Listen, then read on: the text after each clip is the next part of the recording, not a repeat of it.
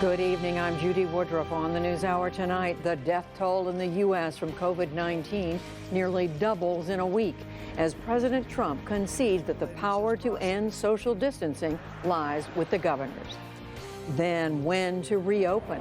As the White House pushes an aggressive restart of the economy, what will it take to get Americans back to work safely? And on the front lines with nurses in the intensive care unit amid mounting stress from treating the sick and fears over the potential for contagion. Plus, answering your questions about COVID-19, the risks of transmission, and how to stay healthy while caring for loved ones. All that and more on tonight's PBS NewsHour.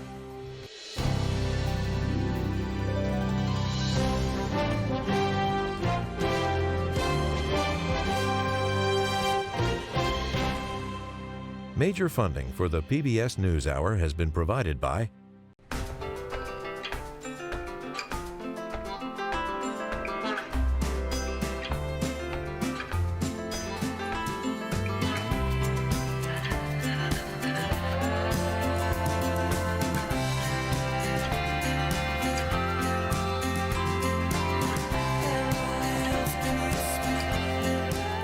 moving our economy for 160 years.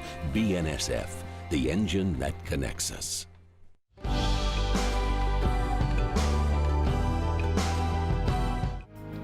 Consumer Cellular,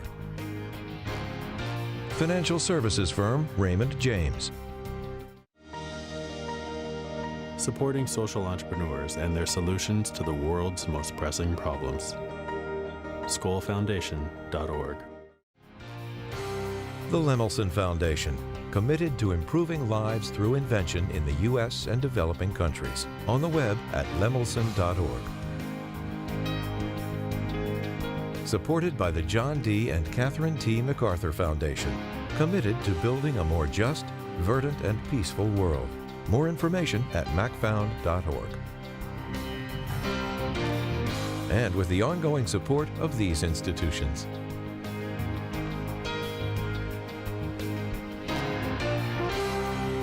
This program was made possible by the Corporation for Public Broadcasting and by contributions to your PBS station from viewers like you. Thank you. Debate is building at the White House and in state houses tonight over when to cast off the curbs imposed by COVID-19. It comes as the pandemic's U.S. death toll is at 28,000 and still rising, and as the economic damage deepens. John Yang reports on the day's developments. The plans to reopen the country are close to being finalized. Despite President Trump's eagerness to lift restrictions, even as COVID-19 continues to claim lives, local officials are saying, not so fast. At the American epicenter, New York City Mayor Bill de Blasio said today the response needs to be purposeful. If you want to restart the economy, get it right. Actually make sure that we've contained this thing. New York Governor Andrew Cuomo said the state's healthcare system has not been overwhelmed as initially feared, but he said more testing is needed before restrictions are relaxed and that the federal government needs to be involved. The states cannot develop national testing. There's no simple answer to it. It's basically controlled by private sector companies. Cuomo also said he was taking the aggressive step of requiring all people to wear masks in public when they could not keep at least 6 feet away from each other.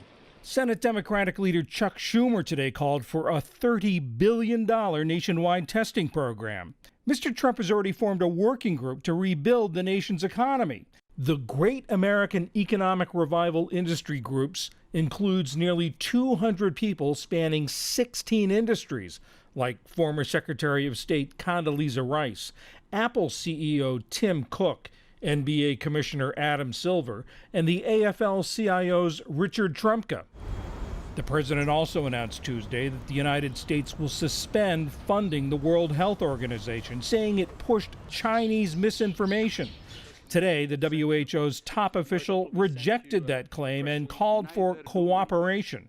This is a time for all of us to be united in our common struggle against a common threat.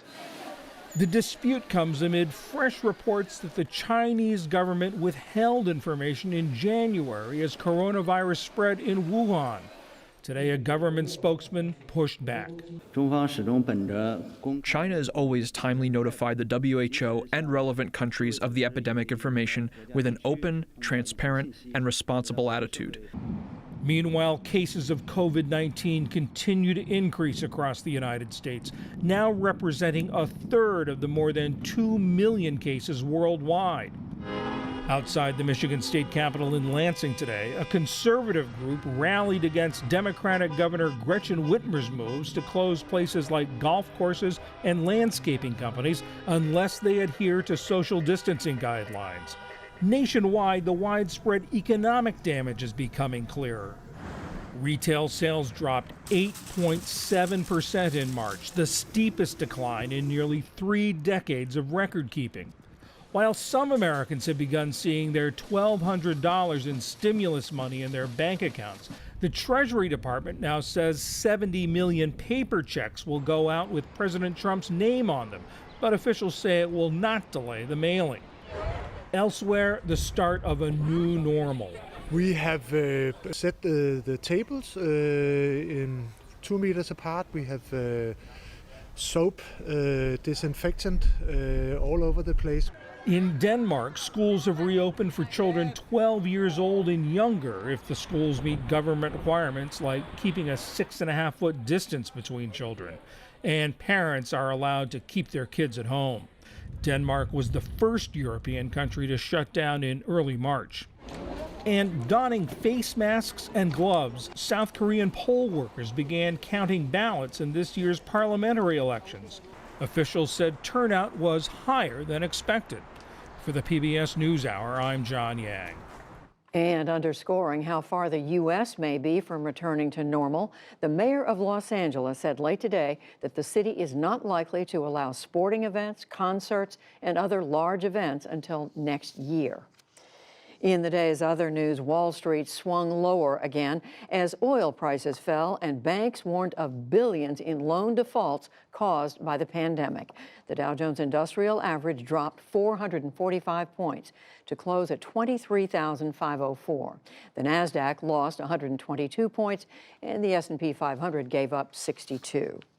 California will make pandemic relief payments of $500 apiece to 150,000 migrants who are living in the state without documentation. Democratic Governor Gavin Newsom said today that they do essential work and pay millions of dollars in taxes. Almost 40% of the money will come from private contributions. The migrants are not eligible for federal payments. The world's 20 richest economies are freezing debt payments owed by poorer countries during the pandemic. The G20 nations announced it today.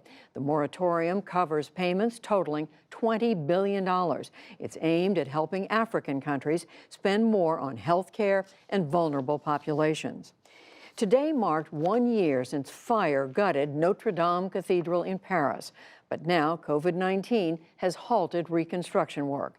Plans to remove 250 tons of scaffolding have been delayed. But French President Emmanuel Macron pledged again today that the huge project will be done on schedule. Nous reconstruirons Notre-Dame. I promised we would rebuild Notre Dame within 5 years. We will do everything we can to respect that schedule. The building work is, of course, at a halt at the moment because of the health crisis, but it will resume as soon as possible. Tonight, the giant bell in the church's South Tower rang out, joining nightly applause for health workers who are treating pandemic victims. Back in this country, about 50 vehicles piled into each other on a Chicago expressway after a winter storm left the road iced over. At least 14 people were taken to hospitals from the scene. Illinois State Police closed the expressway's southbound lanes for 3 hours to clean up. And in the Democratic presidential campaign, Massachusetts Senator Elizabeth Warren endorsed former Vice President Joe Biden. She was the last of his major rivals to do so. Warren said that Biden will restore America's faith in good, effective government. Still to come on the NewsHour, President Trump threatens to pull funding from the World Health Organization. What it would mean at a time of crisis. When to reopen and how to do it safely. A conversation on restarting the American economy. On the front lines in the intensive care unit, how nurses are handling the stress. To South Korea, where the government's response to COVID-19 may turn the tide of today's election, and much more.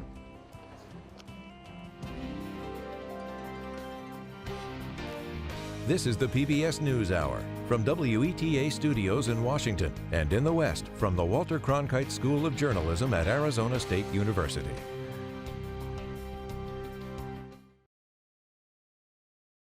President Trump said yesterday he would cut U.S. funding for the World Health Organization. He accused the body of being too trusting of China's assertions that it had the virus under control. Our Nick Schifrin joins me now to discuss the dispute and the underlying facts. So, hello, Nick. What the president said is that he will freeze all funding to the World Health Organization. What exactly would that look like? Yeah, I talked to senior administration officials about this, and they say that freeze is a 60 to 90-day freeze. And the way it works, Judy, is that the U.S., which is the largest contributor to the WHO, doesn't cut a single check.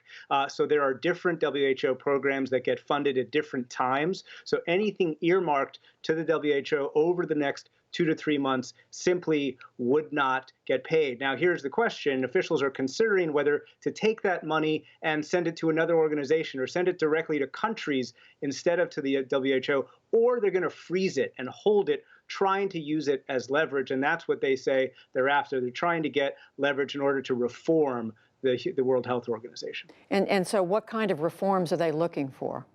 Judy, the short-term goal is very clear. They want Taiwan to be an observer at the WHO again. It was in the past. China has resisted giving it back that status, and U.S. officials tell me they believe the Director General of the WHO can simply do that and decide that himself. A second goal is to somehow force countries to share information about outbreaks. Now, right now, they are required to share information to the WHO, but U.S. officials say there's simply no enforcement mechanism in order to do that. And the third goal is to kind of reorient the priorities of the World Health Organization. WHO does a lot of things. It worries about polio. It does road safety. It worries about local health emergencies. But the U.S. wants it to focus almost exclusively on infectious disease. And the WHO spoke in its own defense today. What are they saying? Yeah, the World Health Organization has said that it has to work with China, and it has to work within the confines of those regulations that require more self-reporting. So let's take a listen to Michael Ryan. He's the executive director of the WHO's emergency program. The international health regulations is a framework negotiated by 194 countries.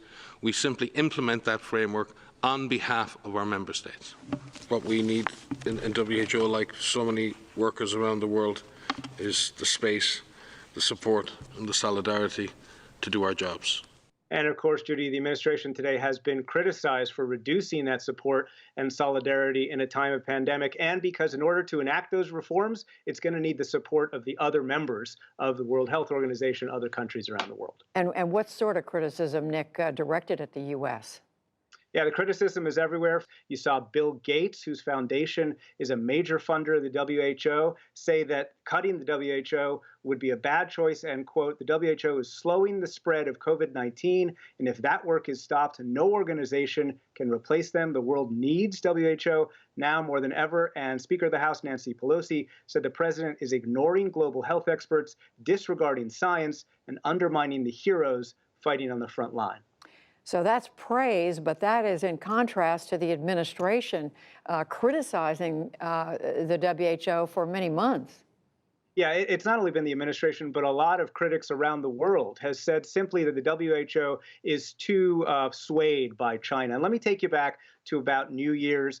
This is the time when local doctors in Wuhan, China, were telling hospital administrators that, hey, this is something new and there is human-to-human transmission because we're getting sick. But the hospitals and the local government covered that up, or at the very least silenced those local doctors. So on December 31st, the Wuhan government released a statement. The investigation so far has found no obvious person-to-person transmission, and no medical personnel have been infected. And the WHO basically parroted that language. January 5th. Based on the preliminary information from the Chinese investigation team, no evidence of significant human-to-human transmission and no healthcare worker infections have been reported. Officials who are talking to me say that the WHO should have known better and should not have accepted Chinese language. But Nick, weren't the Trump administration and the WHO praising China's response back in January?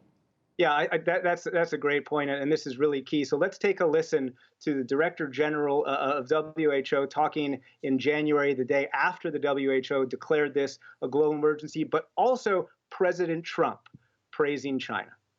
WHO continues to have a confidence in China's capacity to control the outbreak. I spoke with President Xi. We had a great talk. He's working very hard, I have to say. He's working very, very hard. And if you can count on the reports coming out of China, that spread has gone down quite a bit. And Judy, obviously, the president's language about China has changed, and the U.S. really does want to reform the WHO, but they need international support to do so, and it's not clear that they have that. Nick Schifrin, thank you so much. All this background is incredibly important. Thank you, Nick. Thank you.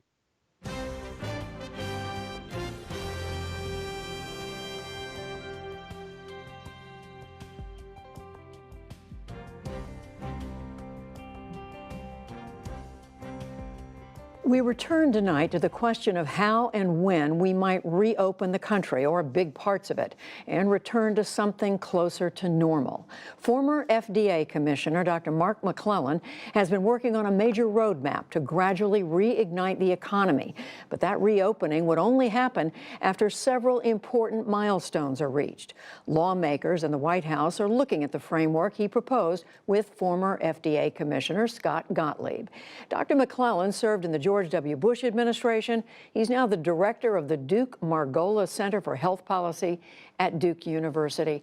Mark McClellan, welcome back to the NewsHour. It's so good to have you with us. I think understandably, Americans right now want to believe that we are about to go back to normal within a matter of a few weeks. But it's not going to be quick and it's not going to be simple, is it? It's not. We are doing a great job. Our healthcare systems dealing with the surge in cases, and Americans across the country taking important steps that have definitely slowed the spread of the virus. So we're getting past this initial surge, but this is really just the end of the beginning. The virus is going to be with us for a while. We can take steps to reopen our economy and get back toward normal, but it's going to be a new normal, and we need to put some real protections in place to harden our communities against the virus ever spreading like it has again. And just as an example, social distancing is something people are going to be living with for a while. And maybe even more, the steps that New York has recommended around wearing face coverings when you're in close quarters with other people, and steps in our businesses, in our schools to make it harder for the virus to be transmitted. We're going to see more of that in the months ahead. Your report says that in order for this economy to be reignited, so to speak, that there has to be serious and comprehensive rapid testing, ample testing around the country. Give us a sense of what percentage of Americans would need to have this and how fast the results would have to come before we can talk about anything close to normal.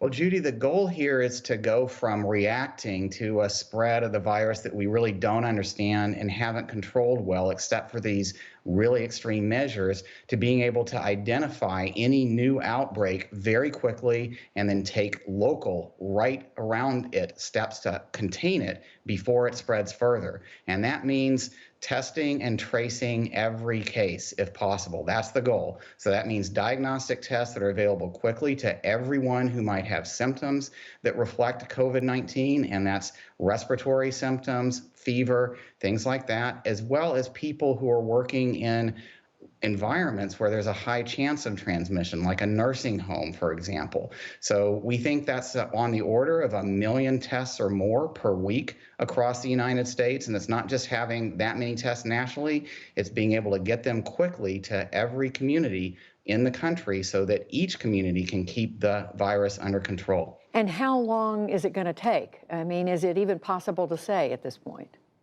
Absolutely, and this is what we should be building for right now. It doesn't need to be that far off. The test capacity in the United States today, which includes public health labs, hospital labs that have expanded, commercial labs that have expanded, and other point-of-care testing with new testing mechanisms coming onto the market that can sometimes give test results very quickly right in the community, that can meet this capacity.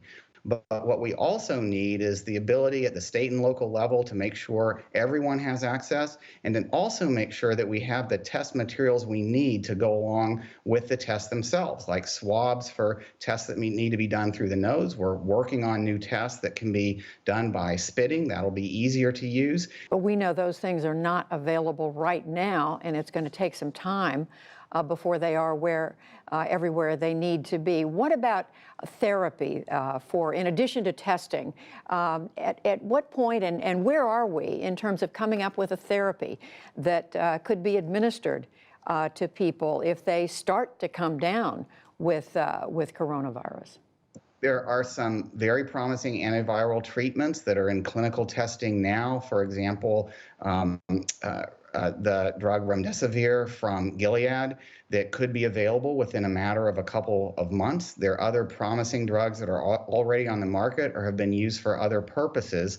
There are efforts underway at FDA to speed the development of those drugs. And I think one additional step we could look at is going ahead with increasing their production so that they can be available in large quantities to help really support these steps to reopening sooner rather than later.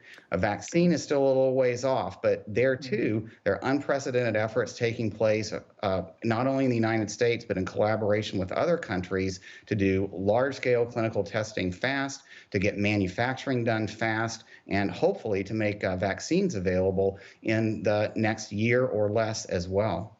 And that's the timeline we hear, that at least a year or even a little beyond before there's a vaccine that can be widely available, not just in this country, but around the world. But there's also this what's so-called contact tracing surveillance, being able to identify when people have been in touch with someone, who they've been in contact with, rather, who might have been infected.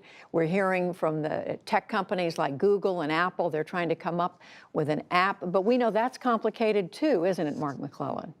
It is, but I think, once again, we can take some steps now to be ready for that surge in testing capacity that we're going to need in a matter of just a few weeks. So steps to make those test supplies more widely available, that's something that the government can be working on with the private sector now. And in terms of doing contact tracing, that is going to take more people, but this is a great area for further federal support to put those people in place, working with mayors, working with governors to ramp up the ability to track down people who may have been in close contact with people who test positive. So, Mark McClellan, when you look at all the things that are needed, we're talking about several months. We're not just talking about next month, May or June, are we? Well, I think it depends on how fast areas can put together these capabilities and how hard hit they are now.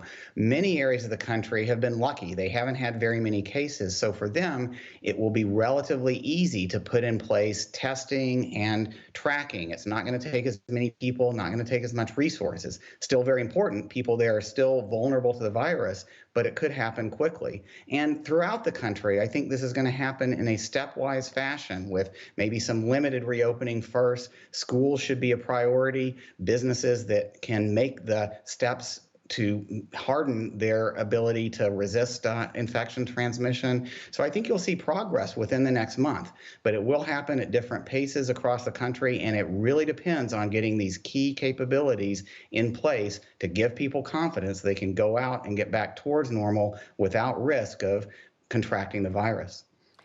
Mark McClellan, we certainly do hope to stay in touch with you as progress is made in this direction that everybody so badly wants. Thank you very much. Thank you very much.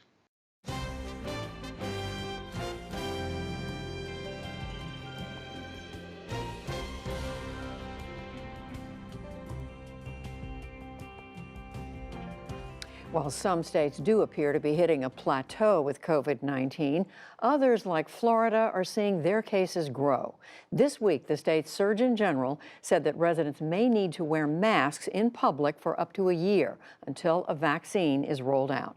William Brangham spoke with Joseph Felice. He's a nurse at the University of Miami Health System about what healthcare workers are facing. They started by focusing on the practical difficulties of treating patients while wearing so much protective gear. For people who are not familiar with the process of just putting on all of that protective gear in order to be safe going in to care for patients, could you walk us through what that is like physically?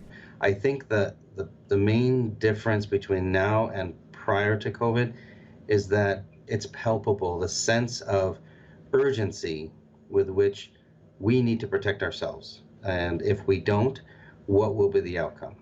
We've heard of healthcare workers who have gotten sick. We've heard of healthcare workers that are dying, and some even in our own local community. And we know that we are not immune to this, and that if we're not careful and if we don't hold each other accountable, that we will get sick. So we have a very heightened sense of awareness and a very heightened sense of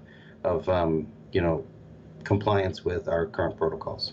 I understand that when someone is going through the process of putting on all of that gear, you assign someone else to watch them, to sort of guide them through that process. Can you explain why you do that? We kind of took a page out of the aviation industry. We know that when you work off of checklists, things get done much more consistently. So we developed a checklist of how to put on the gear so that no step gets missed. And similarly, we made a checklist of how to take off the gear. It's well known that the most vulnerable, most risky part of this whole process is what we call doffing the equipment, taking the equipment off. We've been in rooms with patients who have COVID, and we know that the outer PPE is contaminated.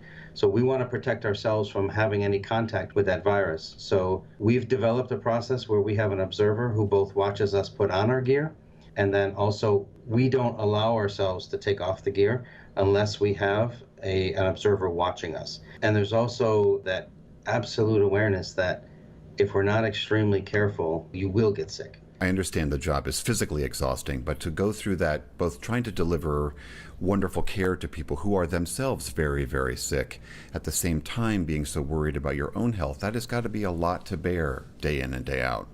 Yeah, I think that's the hardest part. The hardest part is the mental exhaustion.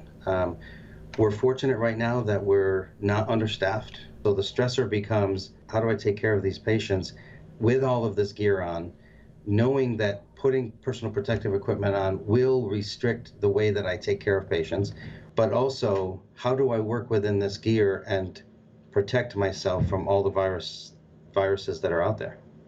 So it is mentally exhausting, absolutely, no doubt about it. And we have nurses that are staying in these rooms for hours at a time. Hours at a time? Yeah, sometimes they stay in there for hours at a time. So we have to be there to monitor those machines, address any alarms that may go off, change IV fluid bags. Most of these patients can and have been on 6 or 7 or 8 infusions. It takes a lot of monitoring to make sure that none of these tubes come out, that all of the infusions are running, and that the bags don't run out. The gear that we wear, the bunny suit and the outer gown, it's very hot inside, extremely hot inside. And if the nurse stays in there for a couple of hours, the evidence is when they come out, they look like they are completely drenched in sweat. And not one single person is immune to it. God, I don't think people appreciate just the physical taxation of what you're doing on top of the mental taxation. Yeah, when I go back into the isolation units and I'm in patient rooms, and I've been an ICU nurse for a long time. If I was to imagine what a war zone would be like, I feel like that's what it would be like, because it doesn't matter what room you walk in, you feel the same sense of, I don't know, you just feel the same sense of, this is a really sick patient, and what can I do to help this patient get back to their family? You are obviously seeing this pandemic in a way that very few Americans get to see. And out here, outside of this frontline work that you all are doing, there's this constant debate about, are these restrictions too much? Should people stay at home more? Should we reopen the economy? Do you have anything to say to people who don't get to see this pandemic the way you do about that debate?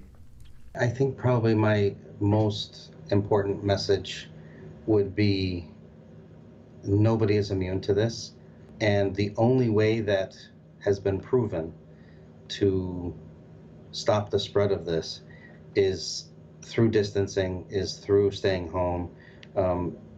These things have been proven to work, and we've known this for many, many, many years, but it's hard to do, and I understand that. I think my most important message would be, it could happen to you. As somebody who's seeing it day in and day out and dealing with families who really are heartbroken and who really are just, their lives are shattered because they're losing their family members and their family members are having to die without them. And we do our best to try to ease some of that suffering by FaceTiming and by promising to be there as a surrogate. But the reality is, it could be you next. You have an option. That's my main point.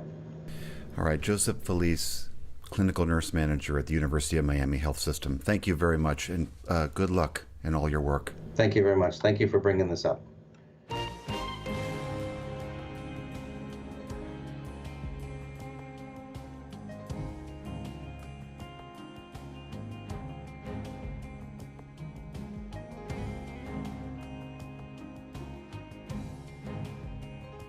South Korea has turned from a COVID-19 hot zone to a leader in the global fight against the new coronavirus.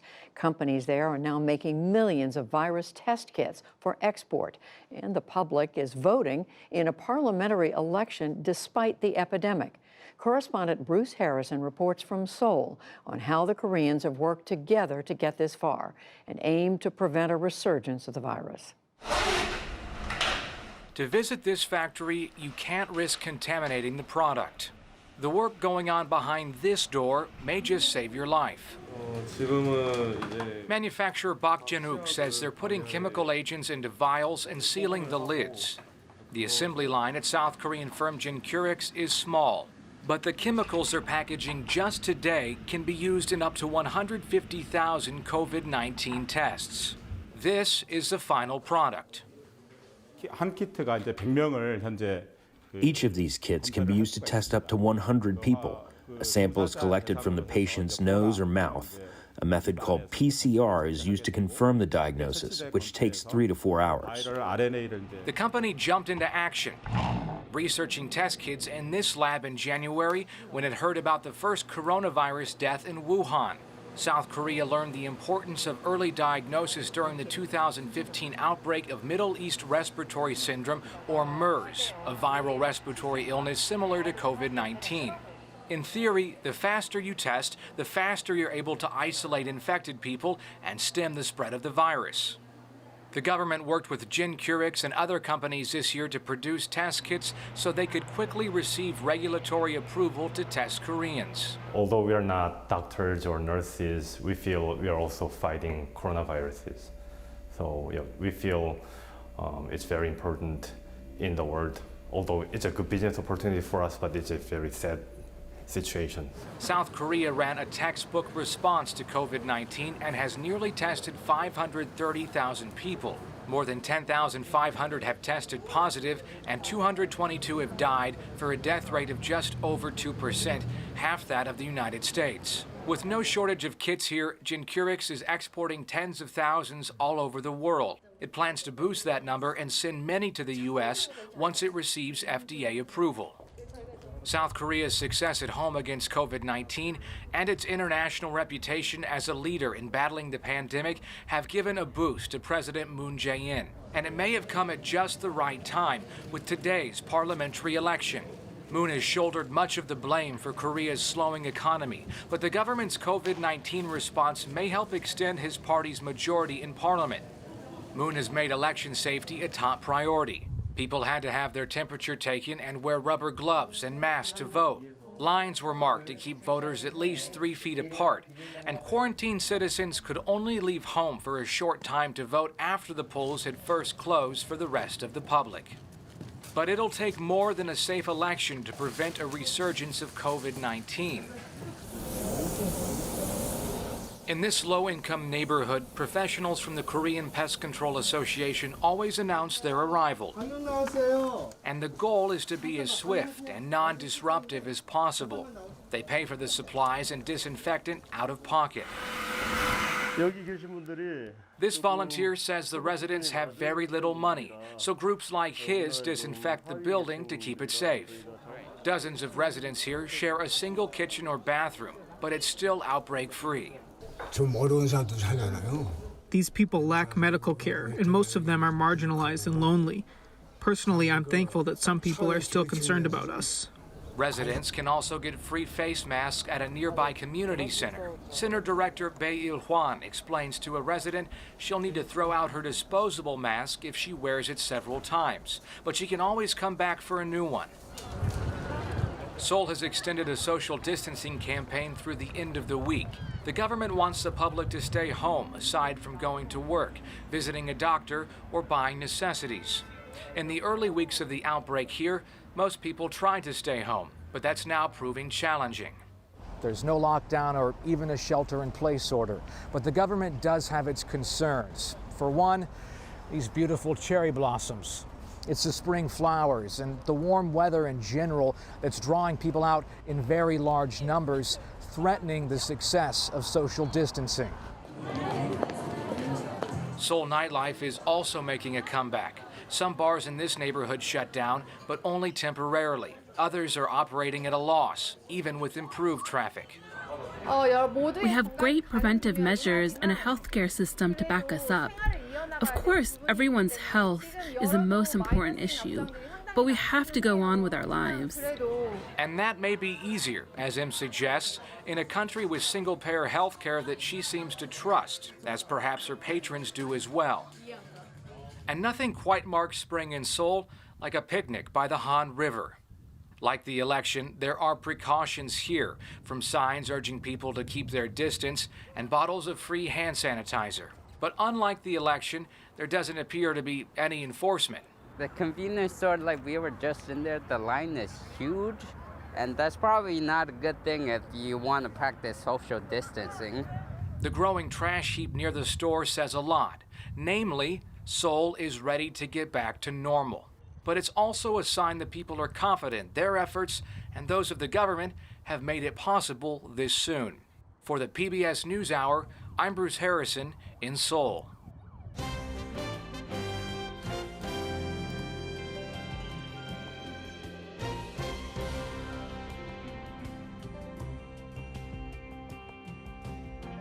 During these difficult times, we all have questions. And tonight, we begin a new weekly segment, Ask Us. We want you to submit your questions via our website and our various social media platforms, Twitter, Instagram, and Facebook. For the record, Facebook is a funder of the NewsHour. Amna Nawaz brings us some answers. Thanks, Judy, and thanks to all of you for sending us your questions. We want to answer as many as we can, and for that, I'm joined today by Dr. Ranit Mishori. She's professor of family medicine at Georgetown University School of Medicine and senior medical advisor for Physicians for Human Rights. Welcome, and thanks for being here, Dr. Mishori. Thank you so much for having me. So I want to get to as many questions as we can. Let's jump right in. The first one comes to us from Ingrid in California. She submitted her question via Instagram. Here's what she has to say. Do you have to go through a complete decontamination routine every time you go out? I understand washing your hands, cleaning the doorknob, your keys, etc. But do you have to wash your clothes, take a shower each time you come back from the store? What do you say to Ingrid? How careful do you have to be? Well, you have to try to be as careful as possible, but I think you don't have to do all of that every time you step outside of the house. The key is that this virus is transmitted by being around other people.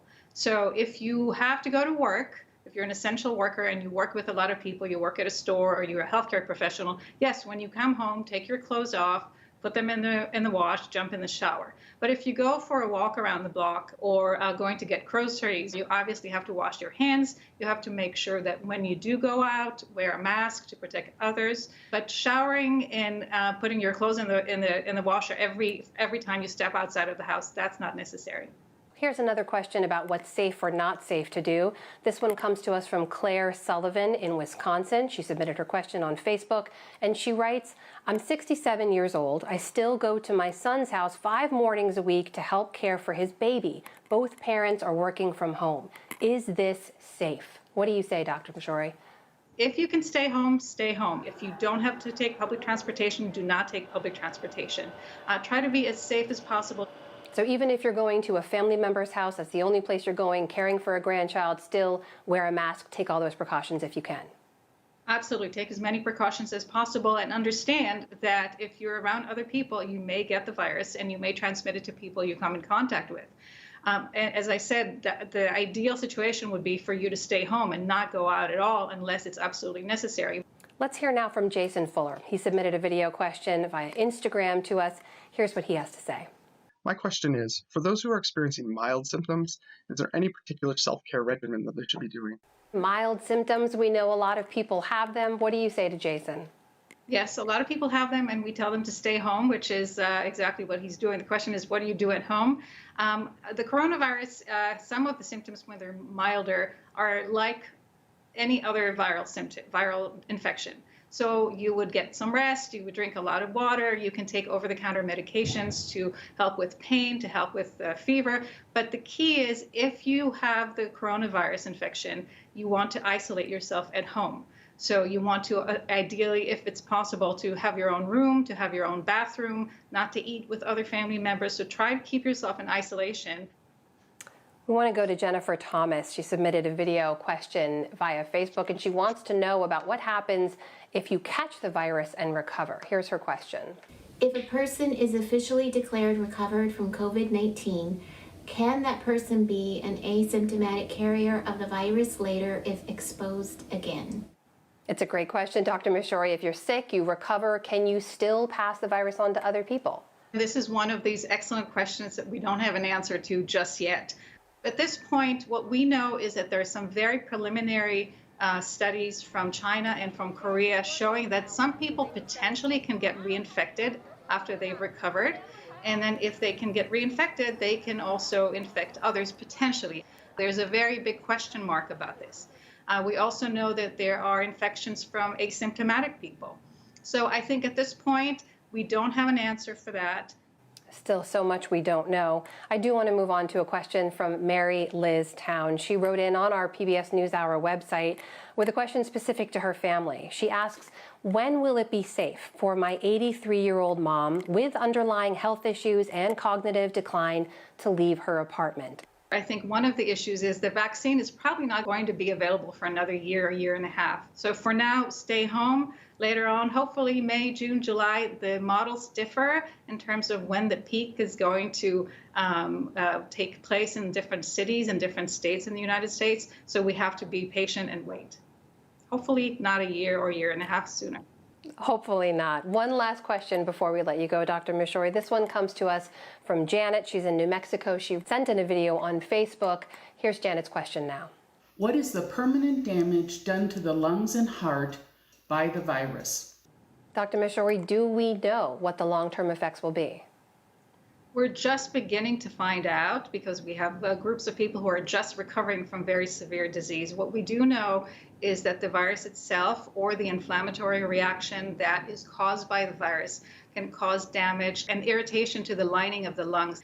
Similarly, with heart disease related to COVID-19, we are now discovering that the virus or the inflammatory reaction is causing damage to the muscle itself. What's important to know is for people who have been in the ICU or have been ventilated for days or weeks, the recovery, regardless of long-term damage to the lungs or long-term damage to the heart, is going to be very long.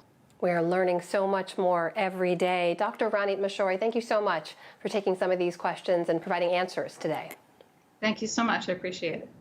And thanks to all of you for your questions. You can keep sending us more via NewsHour's Twitter, Facebook, and Instagram accounts, or on our website. That's pbs.org/newshour.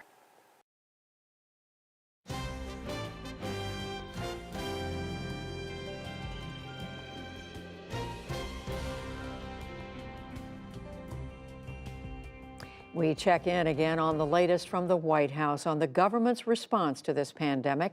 Our Yamiche Alcindor is with me now. Yamiche, you've been at the briefing. Tell us what you've been hearing. Well, the big thing that President Trump said today is that he is planning on announcing new guidelines for how to reopen some parts of the country tomorrow. So the big news is coming tomorrow. He said that what the White House has been looking at, that they think that they have passed the peak of this, and that there's been a lot of progress in cities like Houston, New York, New Orleans. And he said that those numbers and that evidence is allowing him to say that some states might even be able to open before May 1st. But the president is basically saying that he is ready to reopen parts of this government by May 1st, and that tomorrow we're really just going to hear about the procedures to do that. Now, there's a lot of back and forth about whether or not that's going to be a good idea. Critics of the president say he might be jumping the gun, but the president seems very confident in that he wants to make that decision. And just to clarify, Yamiche, the president is saying that the country has reached the peak and is now on the downslope? That's right. He's saying that the country as a whole has reached the peak, even though there are, of course, some parts of the country that are still struggling. He says that overall the country is doing much better and that we've passed the apex of this coronavirus crisis. And we know also, Yamiche, the president has announced a big, essentially pretty large council, a group of people who are working with him to reopen the country, get businesses going again. What were they saying about that today? Well, the president announced a very long list of people that are going to be part of this White House task force to looking at reopening the government. And he said that those leaders are going to be helping him think about which parts of the economy can be reopened and how to do that. Now, today we heard that on the call with business leaders, those business leaders were telling the president that much more testing needs to be done in order to open large parts of the government. We're also hearing that there are executives who didn't know that their names would be on the list of people to be part of this task force until after the White House announced their names. So there are some people that are saying this is a chaotic task force and that this is being rolled out too swiftly, but the president is still adamant that he understands the way that this should work and that the way it's going to work. So tomorrow's going to be a big day. Another thing that I want to say, it's a bit of a hard turn here, Judy, but the president was also railing against the idea that he's trying to push forward some confirmations through the Senate and that they're not being confirmed because Congress and the Senate in particular are out on recess. So the president is also saying that he might push to adjourn Congress in order to get those nominations done. From what we can tell here at the NewsHour, he can't actually do that. There was a Supreme Court ruling during the Obama administration that said that that was not possible. The other thing is that he said that he had confirmed some 448 judicial nominees. That's not accurate. The president has confirmed about 193 judges, so that's about 200 less than what he was talking about today. So apart from the fact that we're talking about this council, there was also that other piece of news. And very quickly, finally, Yamiche, reporting that the president wanted his name on the checks that are going to people as part of the relief from this pandemic. What was said about that? Well, there were reports that the president pushed to get his name added to these stimulus checks that Americans are going to get, about $1,200. We've been reporting about it. And his signature is going to end up in the memo section because he's not legally authorized to sign the checks. But this is a big break in protocol. The president was just asked about that on the White House lawn. He's still speaking as we speak. He's in the Rose Garden. And he said that he had no parts in that and that he did not ask for his signature to be done or to be put onto those checks. But there are people, especially critics of the president, who say he's doing this to try to brand himself and to try to make it so that Americans think that he's the one who's giving them the checks personally. Yamiche Alcindor reporting on today's White House briefing. Yamiche, thank you. Thanks.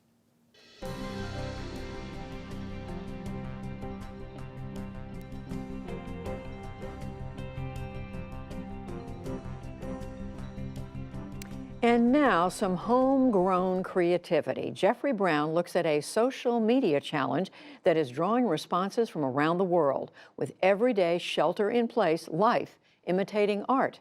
It's part of our ongoing arts and culture series, Canvas. There are no selfies being taken with the Mona Lisa right now. We captured this scene at the Louvre last year during the blockbuster Leonardo da Vinci exhibition. Instead, a new kind of selfie with art is making its way through social media, an updated version of Grant Wood's American Gothic. A dad and his home-from-school children in a loose version of a 17th century Italian painting titled Lot and His Daughters. Appropriate to the moment, screams. The current call for recreating a work of art at home seems to have begun with a Dutch Instagram account called, in translation, Between Art and Quarantine. It was picked up by others, including the world-renowned Rijksmuseum in Amsterdam, celebrated for its Rembrandt collection. The result, playful recreations of old masters' paintings. In Los Angeles, the Getty started #Getty Museum Challenge, inviting people to use digitized and downloadable artworks. Annalisa Stefan is the Getty's Assistant Director of Digital Content. I've seen people connecting, total strangers connecting through this experience, cheering each other on and liking and commenting and favoriting their favorite creations. I also think art has a role to play in helping us make sense of this strange time. I thought maybe we'd be lucky if we got 30. That would have been a big success. And I feel like we got probably closer to 30,000, maybe more. So totally surprised. Andy Warhol's soup cans get an update to toilet paper. A man stuck at home dreams of Napoleonic conquest. My favorite is a Renaissance manuscript page, and the artist added a thermometer into the composition, and she had been recovering from pneumonia at the time. So, this kind of sadness of where we are today can coexist with the joy of being creative and seeing other people be creative in a really lovely way. Among the clear favorites for social distancing art lovers, pets in all kinds of poses and costumes, and the work of 17th century Dutch painter Johannes Vermeer. Sometimes, as in Pug with a Pearl Earring, pet and painter come together. Another favorite, Mexican artist Frida Kahlo. One mother made her own version of Kahlo's self-portrait with monkeys. Alana Archer turned to household cleaning products. I was looking specifically for just kind of a strong portrait of a woman, and her painting was just striking to me. There was a sense of empowerment in it that I really enjoyed. The challenge is just one among numerous efforts museums everywhere are making to connect with absent visitors. Many are offering virtual tours of their collections. And while it's not the same as being in the museum and standing in front of a great work of art, this challenge is clearly connecting people to art in new and creative ways, and offering the rest of us a smile in the process. For the PBS NewsHour, I'm Jeffrey Brown.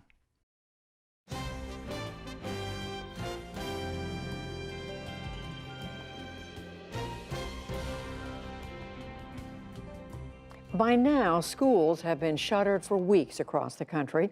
It can be hard on parents to help orchestrate remote learning, and Shelter in Place presents its own challenges for young people. The NewsHour Student Reporting Labs, that's our journalism training program for high school students, shares some ways that teenagers are coping in the age of quarantine. Me and many other Americans have been living on lockdown, and during this time, we've been committing ourselves to a pretty strict routine of waking up at a reasonable time, running so I get some vitamin D, eating, doing homework, eating again, doing more homework. I have learned to engage with my parents a little bit more, playing Scrabble and binge watching television shows. During this whole time, my teachers have been really flexible, especially with the amount of work they give. Honestly, I miss the classroom atmosphere. It's sometimes hard to stay motivated when you're at home with all of these other distractions around you. This is kind of my setup. We're required to document it for our video log for today. So pretty much what I'm doing is I have this little desk here set up in front of my TV. It has my homework, my folders, and I kind of do that while watching the TV to kind of keep myself updated with the news for the day. Honestly, I'm very upset. The coronavirus really affected me because it took away my senior year, and I just been trying to push through. Due to this outbreak, I won't be able to run track to compete. So I started working out myself. I like to look on the bright side of things by trying to go out for a nice jog once in a while and keep myself fit, not losing my endurance. I can't see my friends, but that's okay because technology is great and we have Xbox Live and FaceTime. Although social distancing is hard and it can be very frustrating staying inside every day, all day, these are necessary precautions. So hopefully soon everything will get figured out and everything will go back to normal. Overall, I'm taking this really seriously and I hope that others are too so we could get back into the swing of things. That's all it for me. Thank you guys for tuning in and stay safe. Thanks for hanging out with me today. Just keep in mind that everyone else is as worried and confused as you are. What I mean is that you're not alone. Stay inside and stay safe.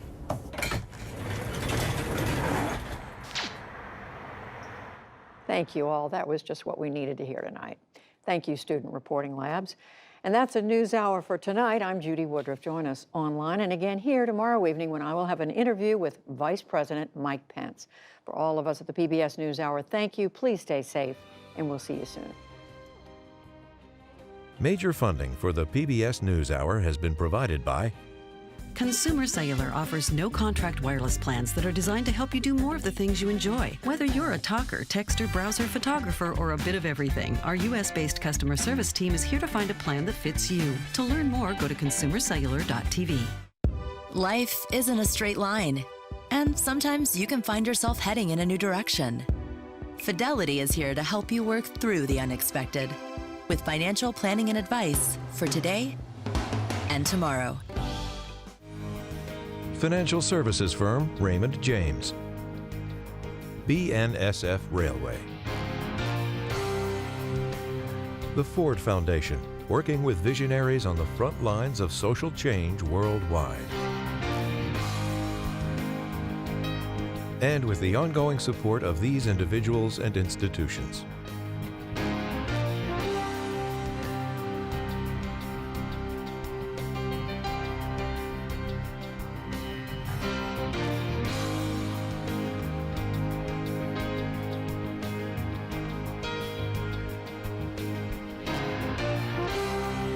This program was made possible by the Corporation for Public Broadcasting and by contributions to your PBS station from viewers like you. Thank you.